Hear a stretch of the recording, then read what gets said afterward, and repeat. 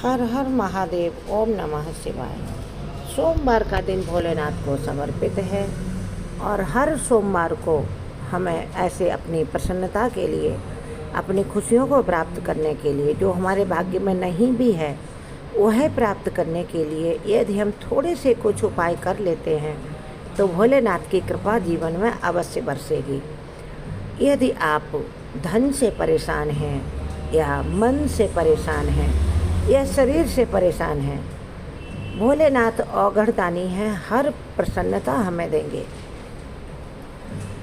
कुबेर का खजाना खोल देते हैं देवों के देव महादेव अपने भक्तों के लिए। ये तो उनके भक्त थोड़ा सा भी कुछ उन्हें देते, इसके लिए हम आपको एक छोटी सी कथा भी सुनाएंगे। उससे पहले जान लेते हैं कि सोमवार का दिन देवों के देव महादेव को समर्पित है, तो इस दिन हम क्या क्या उन्हें प्रसन्न करने के लिए उपाय कर सकते हैं। वो तो एक लोटा जल से भी प्रसन्न हो जाते हैं। यदि हमारी सामर्थ्य कुछ और अधिक करने की नहीं है तो एक लोटा जल भी हम सच्चे मन से चढ़ाएंगे तो वह उसी तरह से प्राप्त करेंगे जैसे उनकी कोई बड़ी पूजा करता है, बहुत अधिक सामान के साथ। और यदि हमारी क्षमता नहीं, हम एक लोटा जल ही चढ़ा सकते हैं तो वह पूजा बराबर से भी अधिक ले सकते हैं। भाव हमारा क्या है, मन हमारा क्या कहता है उस समय, ये सारी चीज़ें डिपेंड करती हैं। आगे बढ़ने से पहले देवों के देव महादेव के चरणों में सब्सक्राइब, लाइक समर्पित करते हुए हर हर महादेव कमेंट बॉक्स में ज़रूर लिखिए, हर हर महादेव शंभो।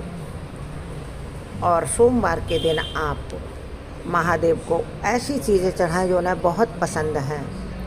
महादेव का आप अभिषेक करें किन चीज़ों से? गाय के दूध से। गाय का दूध नहीं तो आपके पास जो दूध हो, गंगा जल से, दही से, घी से, शक्कर से और शहद से।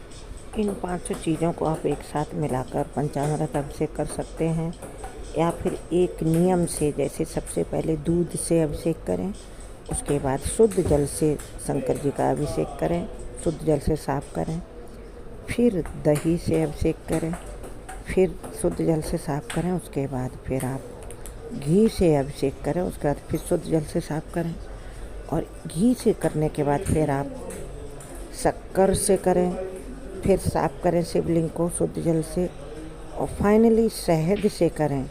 शक्कर या शहद का क्रम भी आप बदल सकते हैं। कोई विशेष मनोकामना हो या धन की बहुत ज़रूरत हो तो आप शक्कर और शहद से अभिषेक अवश्य करें, क्योंकि यदि आपके पास दूध, दही, घी नहीं है, गाय का या शुद्ध नहीं है, तो आप केवल शहद और शक्कर से अभिषेक करें और अपनी मनोकामना भगवान महादेव से कहें।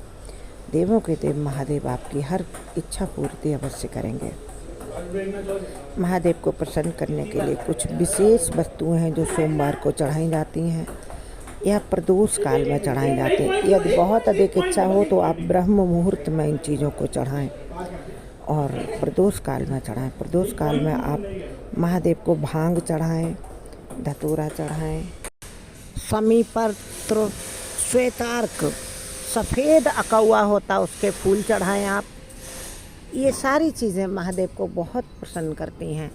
इसके साथ ही बेलपत्र तो बताते हैं कि कोटि कन्या महादान, करोड़ों कन्याओं के महादान के बराबर बेलपत्र चढ़ाने का दान होता है महादेव पर। और एक बेलपत्र को आप जब तक उसका आकार सही बना रहता तब तक धुलकर आप उतने बार चढ़ा सकते। महादेव से उतारें, उनसे पूछें, उसे धुलें और फिर दोबारा 3 बार, 5 बार, 10 बार, 11 बार, जब तक बेलपत्र सही आकार में है आप धुलकर महादेव पर निरंतर चढ़ा सकते हैं। महादेव इतने भोले हैं, इसीलिए उनको भोलेनाथ कहा जाता है, देवों के देव महादेव कहा जाता है। यदि आपके जीवन में थोड़ी सी भी परेशानियां हैं तो किसी और द्वार पर न जाकर सिर्फ और सिर्फ शिवालय के द्वार पर आप चले जाइए। चौखट भी आपने छू ली और हर हर महादेव बोल दिया तो महादेव हर कष्ट हरण कर लेंगे। इसकी एक हम आपको कथा सुना रहे हैं। एक जो शिकारी था, एक दिन शिकार करने वन में गया और घात लगाकर शिकार पर वह बेल के पेड़ पर चढ़ गया नीचे शिवलिंग था। शिकार नहीं मिला। दिन भर बेल के वृक्ष पर बैठा रहा और जब वो शिकार को ताकने के लिए ताक लगाता तो उसके पैर या हाथ से फिसलकर बेल पत्र शिवलिंग पर गिरते जा रहे थे और उसका व्रत भी हो गया। उस दिन त्रयोदशी था। महादेव इतने प्रसन्न हुए कि वहाँ पर प्रकट हो गए, स्वयंभू प्रकट हो गए और उस बहेलिए शिकारी को महादेव ने उसके जन्मों की गरीबी को दूर कर दिया और उसके घर को धन धान्य से भर दिया, उसको पूर्ण काम कर दिया, उसको स्वयं दर्शन दे दिए और बहुत प्रसन्न हुए। और उसकी भोली जो थी ना सेवा, अनजाने में उससे बनी, उससे भी महादेव प्रसन्न हो गए।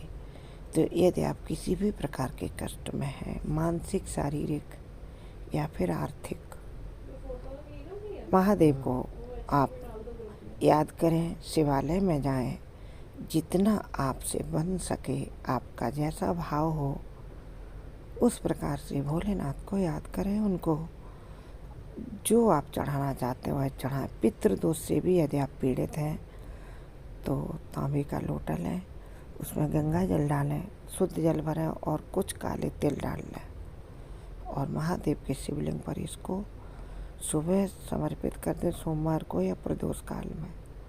आप देखेंगे पितृदोष से भी आपको मुक्ति मिलेगी, क्योंकि देवों के देव महादेव आदि पुरुष हैं और हमारे पितरों से भी पहले से हैं। तो यदि महादेव तृप्त होंगे तो हमारे पितृ भी तृप्त हो जाएंगे और अपना आशीर्वाद हमें प्रदान करेंगे। पितृदोष से मुक्ति मिलेगी। कई लोग जान ही नहीं पाते पितृदोष के लक्षण क्या है। खूब मेहनत करने के बाद भी घर में धन न रुकना, काम करने में मन न लगना, रोग घर से दूर न होना या गरीबी का वास होना, ये पितृदोष के प्रत्यक्ष लक्षण हैं। यदि ऐसा है तो महादेव को इस तरह से प्रसन्न करें और अपने मन मुताबिक भोलेनाथ से वरदान प्राप्त करें। भोलेनाथ के साथ साथ माता पार्वती को भी प्रसन्न करें। माँ पार्वती, अम्बा, जगदम्बा भवानी अपने भक्तों को वह भी भोलेनाथ से दिलवा देती हैं जो उनके भाग्य में नहीं होता है। इससे भी रिलेटेड हम एक कहानी आपको अगले वीडियो में सुनाएंगे। तब तक के लिए हर हर महादेव। हमारे चैनल का वीडियो ज़रूर देखें, शॉर्ट्स भी देखें, लाइव्स भी देखें और नए हो तो चैनल को सब्सक्राइब करके इस वीडियो को लाइक शेयर ज़रूर करते हैं। कमेंट बॉक्स में हर हर महादेव लिखना ना भूलें और मस्त रहें, स्वस्थ रहें और हमेशा प्रसन्न रहें। इसके साथ ही मिलते हैं। हर हर महादेव।